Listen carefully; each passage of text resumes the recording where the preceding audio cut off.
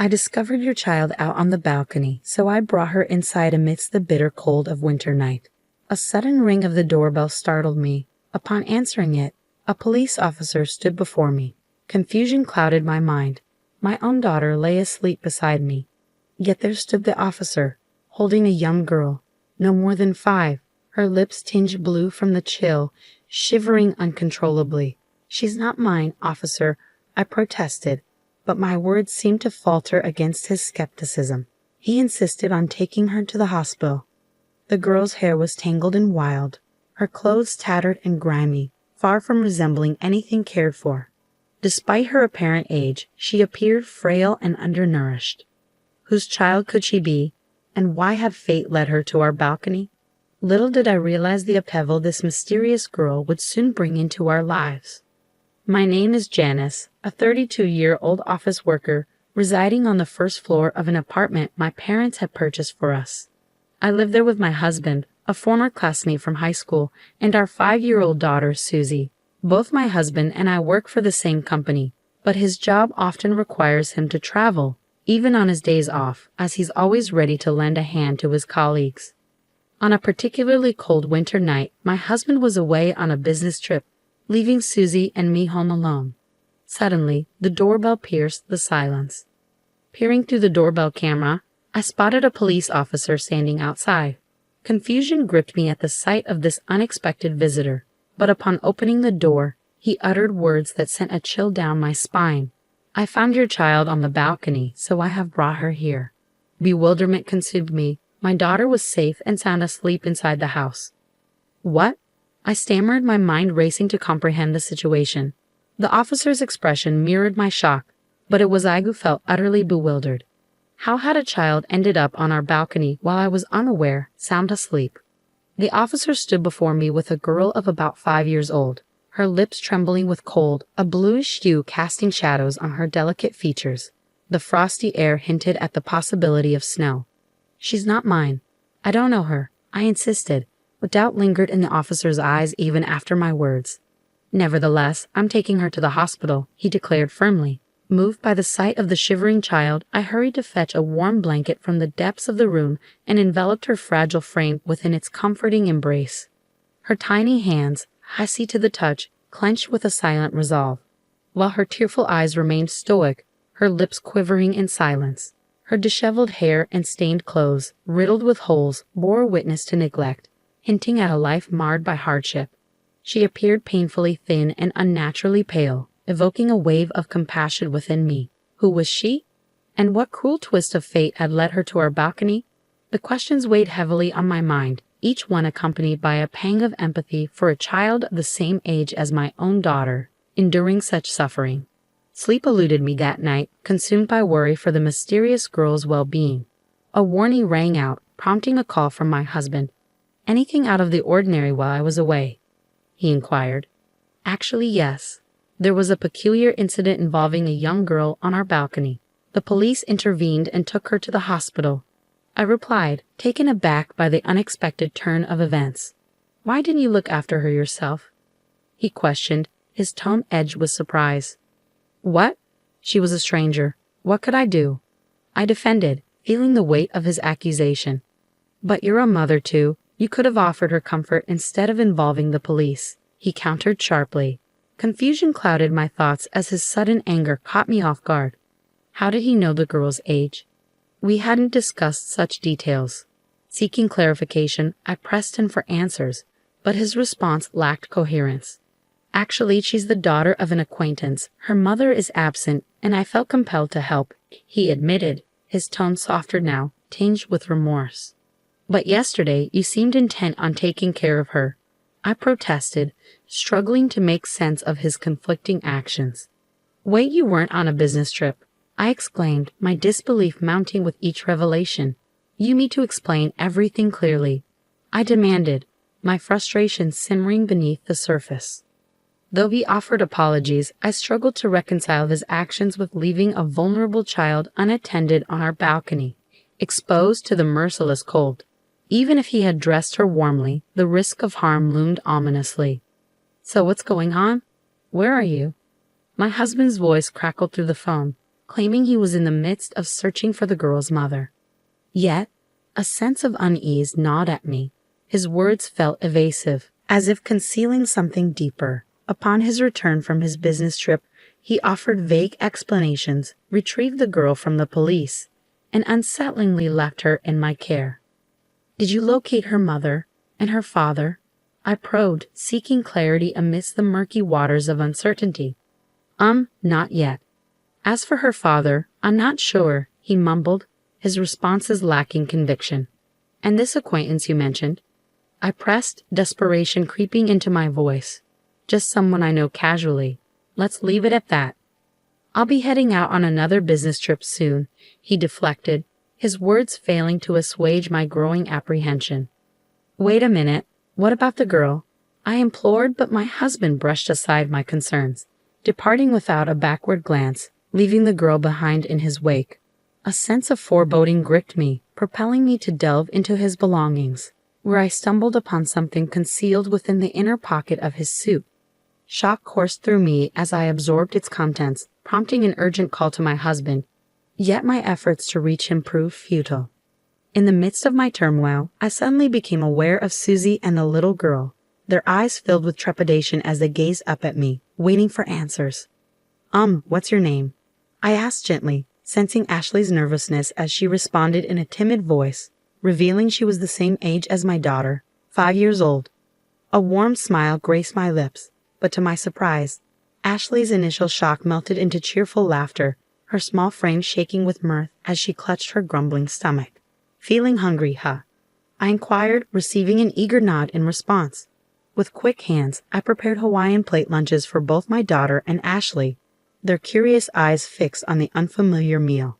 Without hesitation, they dove in, their enthusiasm mirrored in the speed at which they devoured the food, leaving their faces adorned with streaks of sauce. As I reached for a tissue to wipe Ashley's face, she recoiled, hands flying to her head in a protective gesture that sent a shiver down my spine, unsettling me in its abruptness. "It's okay, sweetie. I'm just going to clean your mouth," I murmured gently, watching relief wash over Ashley's face as she turned toward me. With a soft touch, I wiped away the sauce, prompting her to resume eating her Hawaiian plate with newfound comfort. Once her meal was finished, her expression radiated contentment, signaling it was time to address Ashley's unkempt state. As I began to undress her for a quick shower, a sharp gasp escaped me at the sight before me. "What's this?" I exclaimed, dismay flooding my heart as I beheld the myriad bruises adorning her delicate skin, each one a silent testament to past pain. Struggling to maintain composure, I led Ashley cheerfully to the bathroom, determined to provide her with the care she deserved. But as I attempted to wash her body, Ashley's words caught me off guard. "It's okay. I can do it myself," she asserted, proceeding to douse herself with cold water. "Wait, what are you doing?" I blurted out, surprised by her actions. Meeting her puzzled gaze, I learned that this was her norm, a routine she had grown accustomed to. My heart ached at the realization that such neglect had become her reality. Quickly intervening, I gently stopped her and washed her entire body with soap, ensuring she was thoroughly cleansed. As warm water cascaded over her, Ashley's murmur of "it's warm" brought a sense of solace to my troubled heart. It became evident that bathing was a rarity for her at home, and when it did occur, it was a simple affair with water alone. The thought that she accepted this as normal without question weighed heavily on me. After the bath, I dressed Ashley in my daughter Susie's clothes and carefully arranged her hair. The transformation was remarkable. Standing side by side, my daughter and Ashley could have easily passed for sisters, a sight that filled me with both joy and sadness. Gazing at my daughter and Ashley, their faces mirroring each other, I couldn't help but smile warmly. Ashley possessed a quiet obedience and gentle demeanor that hinted at a deep longing for affection. She often sought solace by my side, trailing after me as I cooked, gently tugging at the edge of my skirt. At night, she clung to my hand, reluctant to let go as sleep beckoned. Susie, too, embraced Ashley with affection, forging a bond that transcended mere friendship, evolving into a sisterly connection. Days turned into weeks, yet my attempts to reach my husband proved futile. Though Ashley's mother claimed familiarity with him, it wasn't enough to justify caring for a child solely on that basis. Reluctantly, I abandoned hope of contacting my husband and sought assistance from the authorities. With a heavy heart, Ashley was taken to a facility, her tear-filled eyes pleading for reassurance as she was led away. Despite the passage of time, news of my husband remained elusive, prompting a difficult decision. 9 years later, I found myself living with my parents, Susie and Ashley, in our family home. In a heartfelt decision, I had officially adopted Ashley after her time in the facility. Embraced by the love of our family, she flourished, regarded not as an outsider but as a cherished member. As the years unfolded, Susie and Ashley grew up as sisters, their bond deepening with each passing day. Their shared dream of modeling became a reality, gracing the pages of magazines as beautiful junior models, stepping into the glamorous world with confidence. Radiant with joy and fulfillment, they epitomized the essence of thriving and embracing life's opportunities. One day, a familiar yet unexpected sound echoed through our family home, the doorbell. As I opened the door, my gaze met the weary countenance of my ex-husband, Philip, accompanied by a stranger named Joanna. Preferring to avoid confrontation in front of the neighbors, I invited them inside, leading them to the living room where they settled onto the sofa, tension thick in the air. With a suddenness that caught me off guard, Philip spoke, his words carrying a weight of revelation. "In truth, Ashley is my daughter," he confessed, his tone devoid of remorse for his 9 years of absence. Stunned into silence, I could only manage a heavy sigh, my mind reeling with disbelief. "She bears a striking resemblance to you. I had my suspicions," he continued, his gaze unwavering. As I sought clarity, Philip confirmed to Joanna's presence as his current partner, initiating the tale of their tumultuous journey. He recounted how they had met at a bar where Joanna worked part-time, their relationship blossoming despite the knowledge of his marital status. Their affair led to Joanna's pregnancy with Ashley, but Philip's indecision delayed any decisive action. Eventually, Joanna grew weary of the responsibilities of motherhood, abandoning her role and leaving Philip to contemplate the next step, a decision that led him to consider entrusting Ashley's care to me. While Philip's narrative painted a picture of unexpected twists and turns, it was not merely the revelation that left me stunned. There was something more, something that lingered in the air, waiting to be unveiled. "Please give Ashley back to us." My ex-husband suddenly rose from the sofa, his plea tinged with desperation, almost on the brink of tears, accompanied by a profound apology. "What? I happened to see a magazine, and I was surprised. She's thriving. Isn't she popular?" he continued, attempting to justify his request. "So what? It's none of your concern," I retorted sharply, taken aback by the audacity of his demand. "But I am Ashley's real mother. You're nothing but an imposter," he countered, his accusation striking a nerve. "How dare you say such a thing after all this time without contacting me?" I shot back, my anger simmering beneath the surface. Philip, who had fallen to his knees, grasped my leg with a pitiful expression. "We're in dire straits, with no money and facing troubles. Ashley is our only hope. Please, give her back," he pleaded desperately. The realization of their intentions hit me like a ton of bricks. "You intend to exploit her for your own gain," I accused, my voice laced with disdain. "Absolutely not. You just want things your way, but I won't allow it," Philip protested vehemently, his desperation turning into defiance. As their exchange unfolded before me, a wave of disbelief washed over me, swiftly followed by a surge of anger at their audacious request. I refused to have any further dealings with these people, not even for a moment. I declared firmly, my resolve unyielding. "And I have more news for you, Philip. Our marriage is officially over," I continued, delivering the final blow. "What?" Philip's shock reverberated through the room. 3 years after your disappearance, I pursued legal action and obtained a divorce," I explained, my tone unwavering. Before Philip could react, the distant sound of a police car drew closer. My parents, witnessing Joanna's aggressive behavior, had alerted the authorities.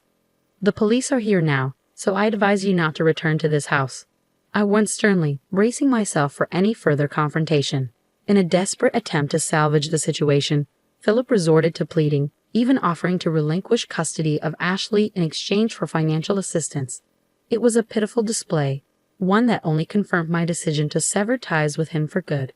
As the police intervened and escorted Philip and Joanna away, I resolved to ensure Philip fulfilled his obligations of alimony and child support. Cut off from friends and family, they would likely continue to face hardships.